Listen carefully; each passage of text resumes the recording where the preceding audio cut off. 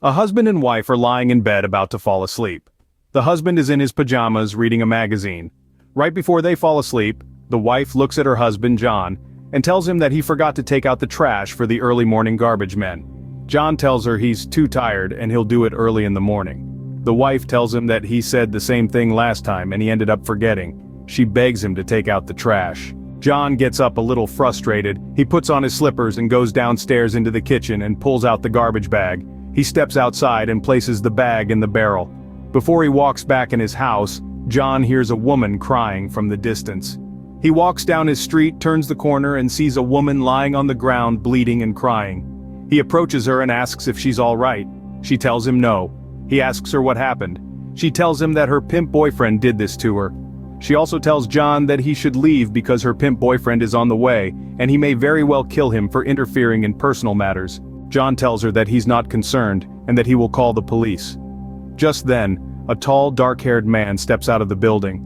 The man is wearing a fur coat and gold chains as well as gold rings. The dark-haired man looks at John and asks him what he's doing. John tells him that this woman is in need of help and he's calling the police. The pimp boyfriend tells John to put his phone down and walk away, or else he may get shot. John tries to be a good citizen, and tells the pimp that he can't do that and that this woman is in need of medical attention. The pimp boyfriend tells John that if he doesn't put his phone down, he will be in need of medical attention himself. John ignores this and proceeds to call the police.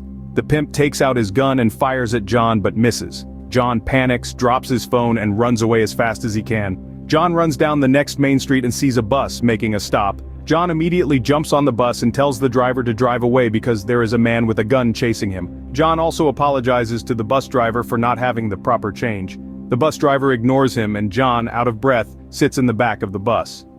The bus has some passengers on it that are all staring at John. John eventually gets off the bus and realizes that he's in the middle of nowhere at 2 in the morning. He is cold, in his pajamas and slippers, and he has no phone. What should John do? To be continued.